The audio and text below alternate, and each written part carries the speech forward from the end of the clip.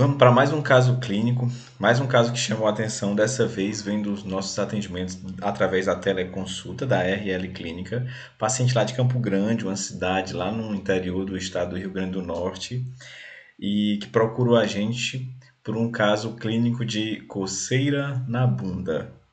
Caso interessante, bem legal de se ver, mas primeiro, solta a vinheta.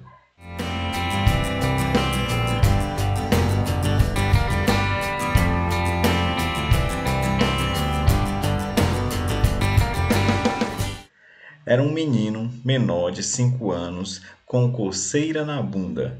A mãe relatava que a coceira na bunda havia iniciado há mais ou menos 7 dias.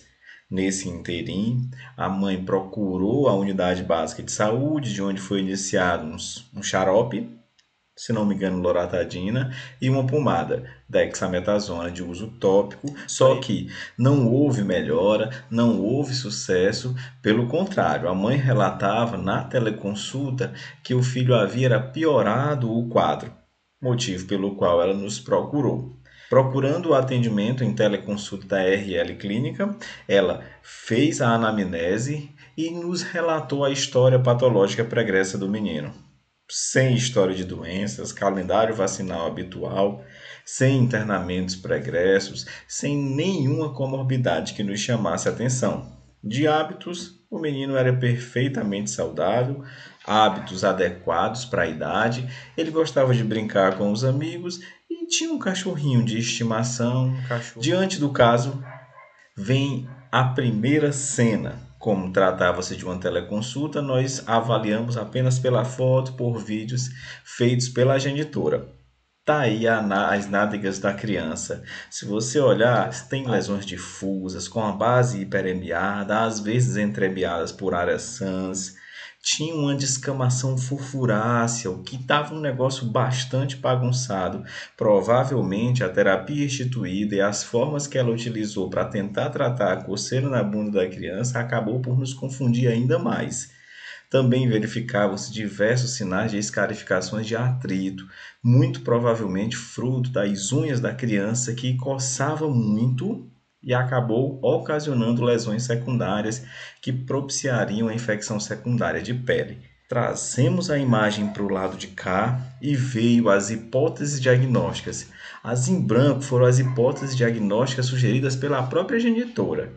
Verminose, o que fazia sentido pela faixa etária, pela forma com que estava se apresentando, mas não encaixava muito pelas reações cutâneas. Não é tão comum as verminoses causarem reações cutâneas.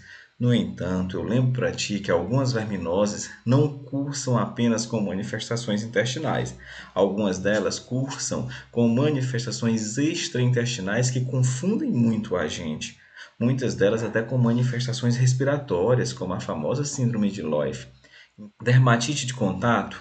Quem tem criança em casa, principalmente crianças que são hipersensíveis, conhece o que é uma dermatite de contato. Normalmente, a dermatite de contato desenha na pele da criança o objeto alérgeno que ela tem hipersensibilidade, e não parecia o caso.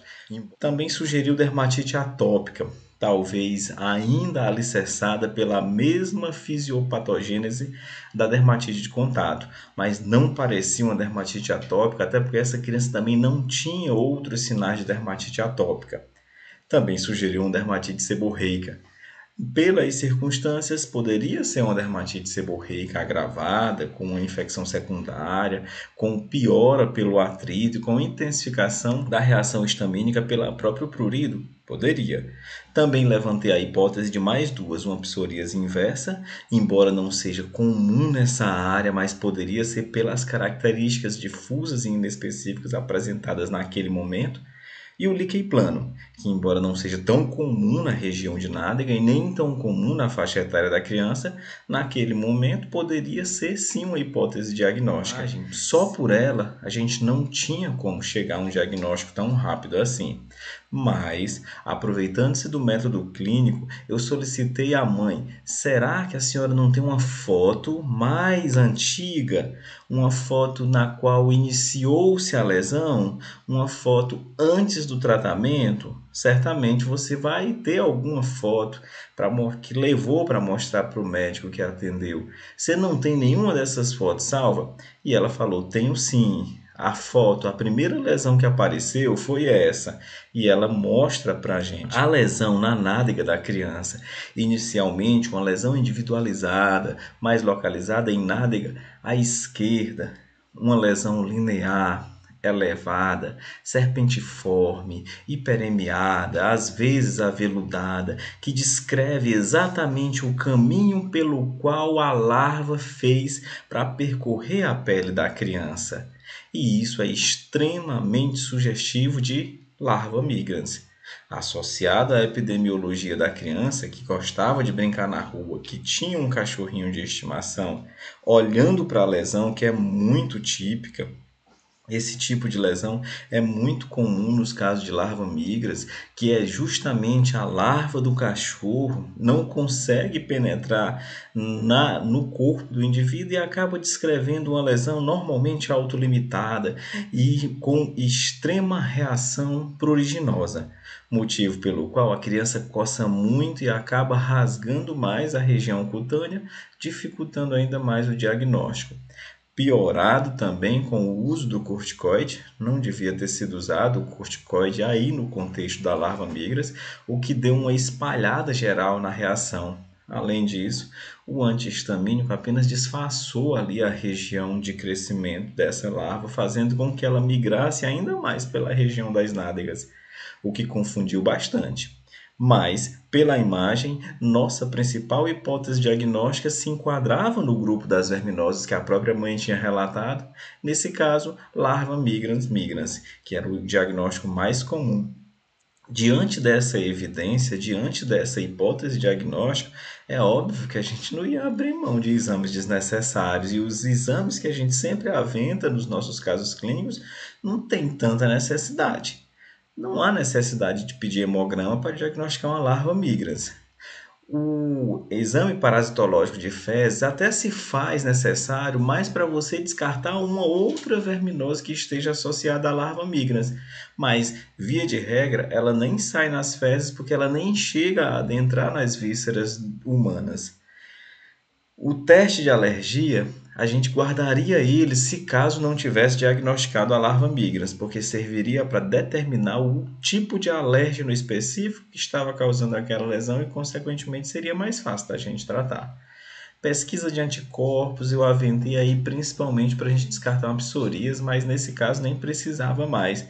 E o estudo histopatológico eu iria utilizar se a suspeita de líquen plano ainda persistisse. Mas, com a imagem enviada pela mãe, ficou óbvio que isso tratava-se de uma larva migrans. E prontamente instituímos o tratamento com antihistamínicos, no caso aí eu utilizei o tiabendazol. Além disso, optei por fazer antibiótico, nesse caso optei por cefalexina para tratar infecções secundárias relacionadas à escarificação do prurido intenso que a criança apresentou e acabou lesionando a pele. Além disso, utilizei-se de um sabonete antihistamínico, bem como um antisséptico local, e pedi seguimento com 3, 5 e 10 dias. No quinto dia, a mãe já me manda esta imagem que está aí ao lado. Se vocês repararem, aquela reação histamínica já deu uma enxugada legal, só restaram-se lesões que são mais típicas do ancilóstoma. São lesões que percorrem o caminho que essa larva fez na nádega da criança. E, consequentemente, já no quinto dia, na metade do tratamento, apontava que nós tínhamos conseguido conter o avanço dessa larva. No 10º dia, a mãe manda, além da foto da evolução que eu havia pedido para acompanhamento, manda esta mensagem que está ao lado. Doutor, graças a Deus, o meu filho ficou bom. Ou seja, sucesso na terapia, porque conseguimos diagnosticar o real motivo das lesões da nádega da criança. O menino está ótimo, dei os remédios direitinho, só não achei o sabonete. Se tivesse achado o sabonete, tinha ficado melhor ainda, mas evolui para uma melhora clínica e continua usando as demais orientações da terapia. Mais uma vez, só para te lembrar, o método clínico, ele é o pilar da prática médica. Se você explorar bem o método clínico, você vai conseguir chegar mais rapidamente a um diagnóstico e com o menos aparato de gasto possível. Não precisei pedir um monte de exames para chegar a uma conclusão, bastei instigar um pouquinho mais a mãe para ela me dizer as características iniciais da doença do menino e chegar a um diagnóstico definitivo e curar o menino. Mais uma vez, nada de exames desnecessários, a clínica é soberana, investigue o máximo, utilize do seu principal método, que é a prática clínica. Não precisa ser muito bom, só precisa pegar no paciente e investir na prática clínica. Se gostou do caso clínico, dá like. Toda semana tem novo caso clínico, serão casos diversos que nós acompanharemos na clínica. É para nós discutirmos sobre isso. Manda tuas sugestões, manda o que tu faria, comenta aí se já viu um caso desse tipo e como foi que você abordou. Até o próximo vídeo.